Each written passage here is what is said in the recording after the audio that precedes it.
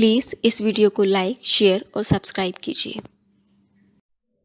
कामागाटू मारू की घटना का सरकारी विवरण ब्रिटिश सेडिशन कमेटी की रिपोर्ट और जेम्स कैम्पबेल कर की पुस्तक भारत में राजनीतिक व्याधि से मिलता है। इस विवरण के अनुसार कामागाटू मारू के नेता गुरदीत सिंह जनवरी 1911 में हांगकांग पहुंचते हैं।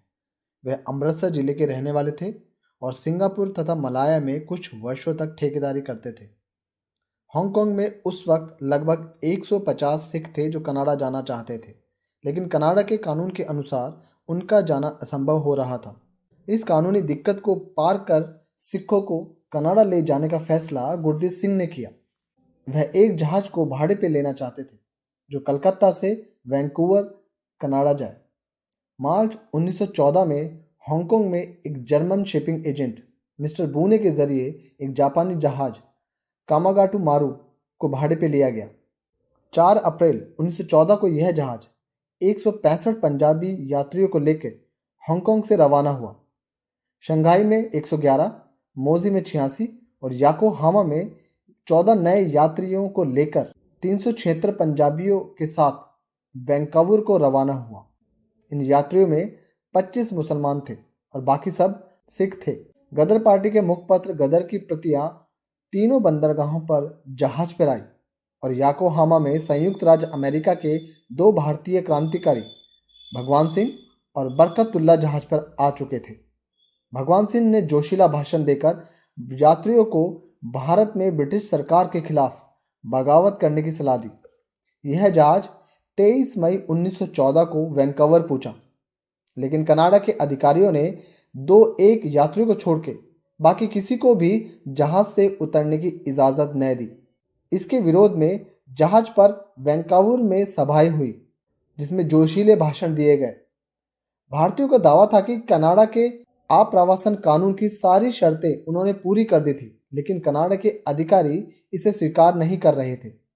भारतीयों ने परीक्षा के तौर पर मनसा सिंह के नाम से एक आवेदन पत्र वहां की अदालत में भी पेश किया था, लेकिन वह अस्वीकार कर दिया गया। इसके बाद कनाडा के अधिकारियों ने जापानी कप्तान को जहाज को वैंकूवर से ले जाने का आदेश दिया, लेकिन यात्रियों ने न तो लंगर उठाने दिया और न ही आवश्यक जहाज में भाप पैदा करने दी। पुलिस वाले हुक्म लागू करने गए तो यात्रियों ने उन्हें मार भगाया, जिसमें लगभग 22 पुलिस अफसरों को चोटें भी आईं। जब सरकारी जहाज सशस्त्र सेना लेके वहां आया तब यात्री कनाडा सरकार से पर्याप्त खाद्य सामग्री लेके भारत को जाने को तैयार हुए। 23 जुलाई 1914 को कामागाटा मारू वैंकूवर से रवाना हुआ और याकोहामा कोवे होता हुआ सितंबर के अंत में कलकत्ता आ पहुंचा। उसने 29 सितंबर 1914 को बजबज में लंगर डाला। सरकार ने बजबज स्टेशन पे एक विशेष ट्रेन को लगा दिया था। वह सब यात्रियों को इसमें भरकर पंजाब भेजना चाहती थी। यात्री इसके लिए तैयार न थे और शाम को करीब 4 बजे के लगभग 250 सिखों ने एक साथ कलकत्ता की तरफ पैदल चलना शुरू किया। 4-5 मील की दूरी पर ब्रिटिश पुलिस ने उनका रास्ता रोका और उन्हें स्टेशन वापस ले आई।